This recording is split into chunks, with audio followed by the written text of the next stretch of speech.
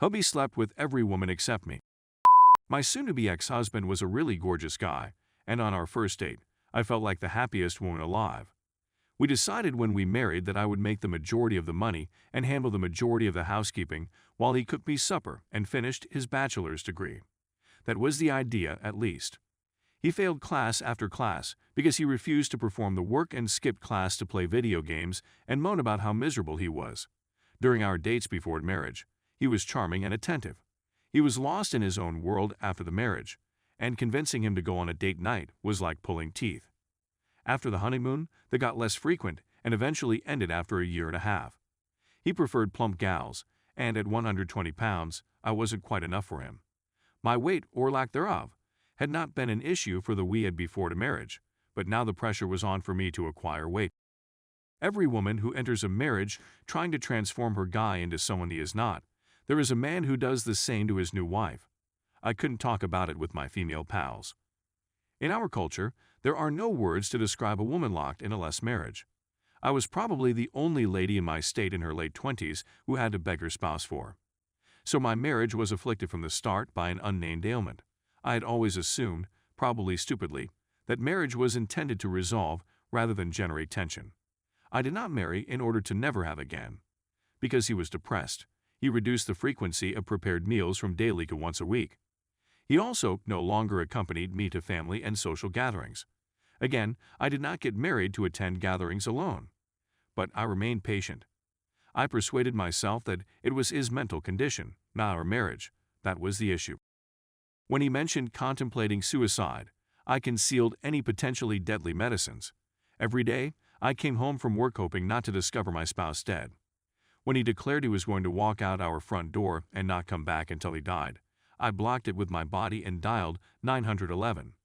I ended up canceling the 911 call after he promised not to damage himself while I was at work. My nickname on this site derives from the fact that our life together was like a soap opera, an emotional roller coaster that never stopped. I was never sure if he was going to beg for hugs or shout at me. I was walking on eggshells. I was washing dishes one day when he came into the kitchen, saying, "I'm going to become an astronaut, and if you don't support my goal, I'm cutting you out of my life." He was 28 and still didn't have his bachelor's degree, so I was quite confident being an astronaut wasn't in his destiny, but I didn't say anything after that outburst. I eventually persuaded him to seek professional assistance. Although the worst habits were no longer prevalent, we never regained the connection we had before we married. At that time, I felt more like a mother to a troubled adolescent than a wife. His mood fluctuations went beyond the scope of typical bipolar illness. He didn't want a wife. He wanted a mother figure without parental control. It's possible that his own mother abandoned him at the age of 14 to live with relatives in a faraway nation had anything to do with it. When I discovered his explicit messages to one of his community college students, it did not spell the end of my marriage. He had by this point found work as a part-time tutor. It didn't come when he revealed his plan to leave me for yet another lady who, strangely, turned him down once he was free. No, my marriage ended when I heard him enter the front door and thought, "OCRP, he's home." That moment arrived long before I had any idea about his business. In some ways, seeing the messages was a relief since it provided me with a reason for divorce. I was raised in a conventional family where divorce was strongly discouraged. So much so that after confronting him about the messages, I forgave him and determined to work on our marriage. He eventually left me for the other lady. So there you have it. I financially and emotionally supported this guy for years, only to have him flip on me when he realized the grass was greener on the other side. Before you could say gold digger, he wanted me to purchase him a flat-screen TV as a parting present. After I found out about the adultery, I assured him that my leaving present to him would not be mimicking Lorna Bobbitt. He also asked if I wouldn't mind abandoning the apartment, the bills for which I had paid entirely with my own money, if he desired romantic nights with his mistress.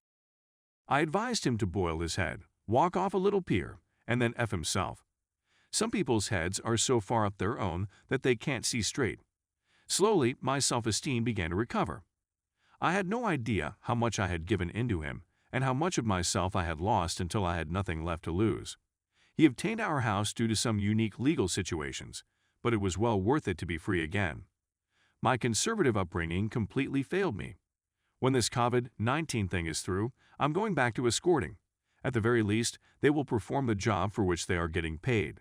rather than expecting me to wait on them hand and foot after a hard day's work, and they will be open about the fact that they are seeing other women. Best of all, they will not be able to seize my house or half of my assets. Fin. Story 2. I caught my wife cheating with her boss. I'm not sure of how to move on. My wife and I have been married for over 10 years. We've been married for over 5 years and have gone through a lot together. We met in college, and I took additional courses to catch up so that we could graduate together in 2012. Soon after graduation, I saved up enough money to attend a game design school in Canada, and I offered her to join me. The simplest way for Canada to admit her was for us to marry. So I proposed, and we married 3 months later. We're just a few weeks away from beginning our new life in Canada. Everything was fantastic and wonderful for a time since everything was new to us. Because the school I enrolled in was incredibly rigorous and demanding, studying gradually began to take up more and more of my time. I was ready to devote all of my time and efforts to it since the program's success would decide my prospects of finding a job in the business. This, of course, made her feel lonely and unimportant. This was one of the first obstacles we encountered as a team, and they only became more and more intricate from there. This, in some ways, cooled us and helped us to communicate more effectively as a pair. It compelled us to identify our long-term objectives as people, and it highlighted our differences for us to work on, which we did. I ultimately obtained the job I had worked so hard for, and things gradually improved. The relationship had its ups and downs, but it was never utterly unbearable.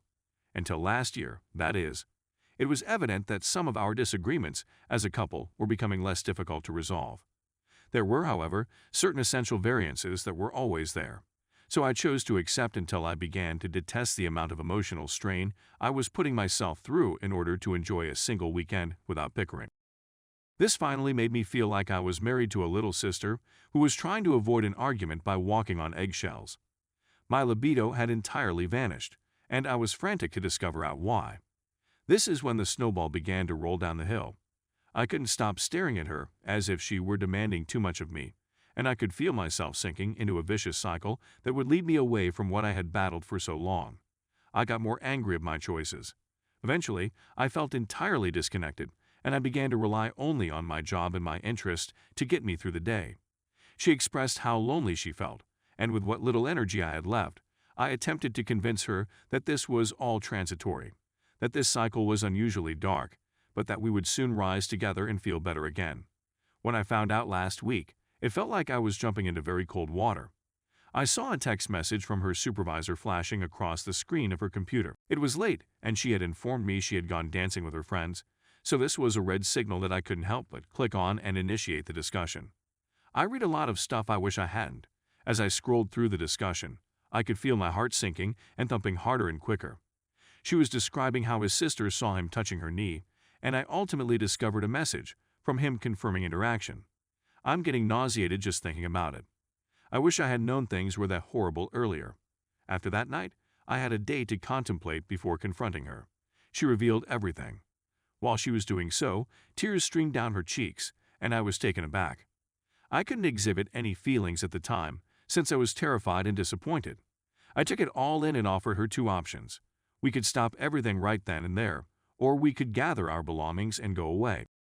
Or we might put the relationship on hold and continue to live together while we figure out what to do, with the caveat that she give her 2-week notice and resign her job.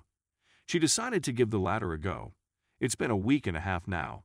This really jolted us out of our comfort zones, and things began to improve for every one of us. Seeing her as something I might lose motivated me to fight for something I had taken for granted, and my desire resurfaced. I had missed gazing at her in that way. But what transpired was utterly incorrect and contradictory. We've gone through a lot, and we've chosen to fight for this for as long as we can. I'm certain that what we once had was unusual, and I'm prepared to fight for it. But fear is always there today, and I'm always questioning if I'm making the correct choices. I feel like tossing everything away is foolish, especially now that things are finally better. I told her that I couldn't fully forgive her, but I understood why she felt the way she did. What occurred was simply a symptom of the status of the relationship, and I'll confess that it could have been me in her situation when things went bad for me. Where am I going to draw the line? Am I being too idealistic? Is this a trend that will only repeat itself after we've reached the bottom of our relationship cycle and are back in our comfort zones?